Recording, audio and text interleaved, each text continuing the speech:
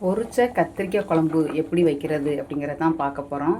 புளி சேர்க்காமல் இன்றைக்கி நம்ம கத்திரிக்காய் பொரிச்ச குழம்பு வைக்க போகிறோம். வாங்க எப்படி செய்கிறன்றதை பார்த்துடலாம்.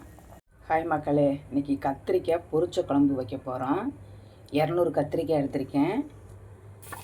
இங்கே இருங்க, சின்ன துண்டு இஞ்சி, ஒரு 10 பூண்டு பல், ஒரு பெரிய சைஸ் தக்காளி, ஒரு பெரிய சைஸ் தேங்காய் சீல் எடுத்திருக்கேன், 100 சின்ன வெங்காயம். இப்போ இதெல்லாம் நம்ம அப்படியே சேர்த்துக்க போகிறதில்ல, இதை க்ளீன் பண்ணிட்டு தான் சேர்த்துக்குவோம். அதோட 2 ஸ்பூன் மல்லித்தூள், 1 ஸ்பூன் மிளகாய்த்தூள், கால் ஸ்பூன் மஞ்சத்தூள். உங்களுக்கு காரம் கம்மியாக வேணும் அப்படின்னா காஷ்மீர் மிளகாய்த்தூள் சேர்த்துக்கோங்க. அது கலராகவும் இருக்கும், காரம் கம்மியாகவும் இருக்கும். இதோட 1 ஸ்பூன் சீரகம், 1/2 ஸ்பூன் மிளகு. இப்போ உங்கள்கிட்ட காட்டினேன் பார்த்தீங்களா, வெங்காயம், தக்காளி, இஞ்சி, பூண்டு, மிளகு, சீரகம் எல்லாத்தையும் எண்ணெய் ஊற்றி வதக்கிக்கிட்டேன். இந்த அளவுக்கு வதக்கினா போதும். இப்போ தாளிக்கிறதுக்கு வெந்தயத்தை எண்ணெய் ஊற்றாமல் வறுத்து வச்சுருக்கேன். கடுகு கொஞ்சம் எடுத்திருக்கேன், அதோட கொஞ்சம் கருவேப்பிலை. இப்போ காயை நல்லா வெட்டிக்கிட்டேன். இப்படி வெட்டியிருக்கேன், இந்த பக்கம் கொஞ்சம், அப்படியே இங்கே இந்த பக்கம் இப்படி கொஞ்சம் வெட்டியிருக்கேன். அதே மாதிரி தான் எல்லா காயும் வெட்டியிருக்கேன். இப்போ அடுப்பில் எண்ணெய் ஊற்றிட்டேன், நல்லா எண்ணெய் காஞ்சிருச்சு. இப்போ நம்ம காயை தான் பொரிக்க போகிறோம்.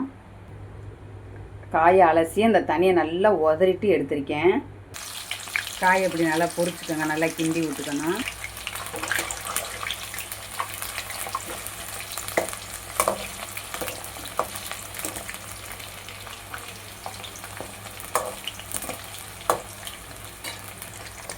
காய் நம்ம இப்படி போட்டோம் பார்த்தீங்கல்ல, இங்கே இருங்க, இப்படி காய் விரிஞ்சு வரணும்.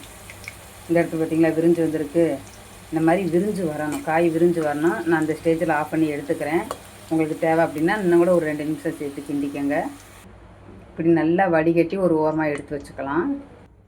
இப்போ இந்த எண்ணெயிலே தாளிக்கிறதுக்கு எடுத்துக்கலாம். மிச்சம் நம்ம வேஸ்ட் பண்ண வேண்டாம். கருவாடு ஏதாவது பொரிச்சுக்கலாம், ஏதாவது காய் இன்றைக்கே பொரிச்சுக்கலாம். இன்றைக்கி இதை வச்சு நாளைக்கு பொரிக்கக்கூடாதுங்க.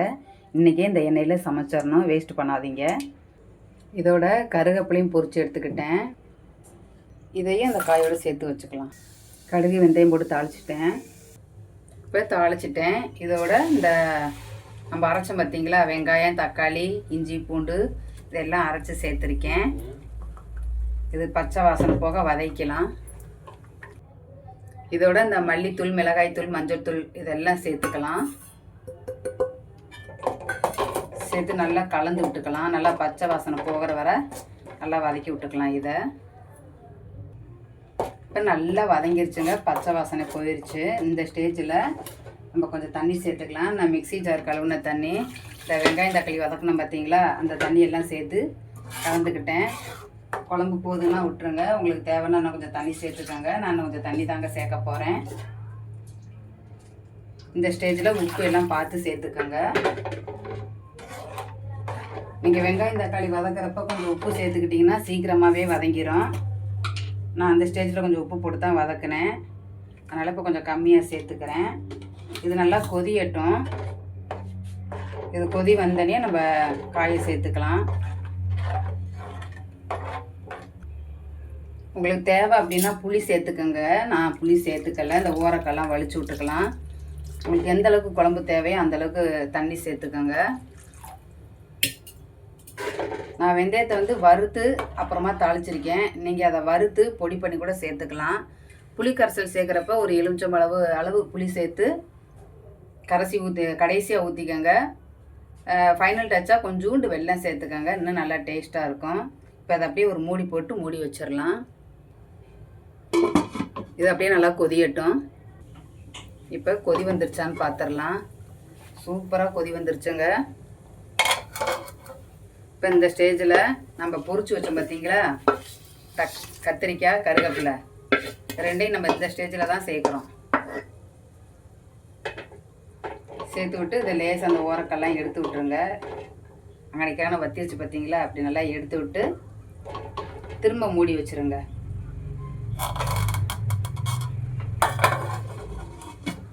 இது ஒரு 2-3 நிமிஷம் கொதிக்கட்டும்.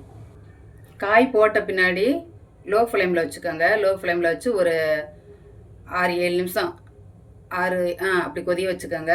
ஹை ஃப்ளேமில் வைக்கணும், சீக்கிரம் ஆகணும் அப்படின்னா ஹை ஃப்ளேமில் வச்சுக்கோங்க. 4 நிமிஷம் கொதிஞ்சா போதும். இப்போ நான் லோ ஃப்ளேமில் வச்சு ஒரு 6-7 நிமிஷம் இருக்கும். லோ ஃப்ளேமில் வச்சுட்டேன். நல்லா கொதிஞ்சிருச்சு பாருங்கள், காயெலாம் நல்லா வெந்துருச்சு. இது போல் செஞ்சு பாருங்கள், நல்லா டேஸ்ட்டாக இருக்கும். நான் ஏன் லோ ஃப்ளேமில் வைங்கன்னு சொல்கிறேன் அப்படின்னா, அந்த காய்க்குள்ளே அந்த சாந்தெலாம் போகும், உப்புலாம் பிடிக்கின்றக்காக தான் லோ ஃப்ளேமில் வைங்கன்னு சொல்கிறேன். நல்லா டேஸ்ட்டாக இருக்கும். இந்த மாதிரி வச்சு பாருங்கள். கண்டிப்பாக இது எந்த கடையில் வாங்கினேன் அப்படின்னு தான் கேட்பாங்க. அந்தளவுக்கு டேஸ்ட்டாக இருக்குங்க. இப்போ பாருங்கள், ஹை ஃப்ளேமில் வச்சு காட்டேன். நல்லா கொதியுது பார்த்தீங்களா? அவ்வளோதாங்க. உங்களுக்கு புளி சேர்க்க விருப்பமானா அப்பா சொன்னேன் பார்த்தீங்களா, அது மாதிரியே சேர்த்துக்கங்க. ஒரு கொட்டைப்பாக்கு அளவு, எலுமிச்சம்பழம் அளவு எடுத்து புளி கரைசலை சேர்த்துக்கிட்டு ஃபைனல் டச்சாக கொஞ்சோண்டு வெல்லம் சேர்த்துக்கங்க. அவ்வளோதாங்க. குழம்பு பொரிச்சா கத்திரிக்காய் குழம்பு ரெடி ஆயிடுச்சு.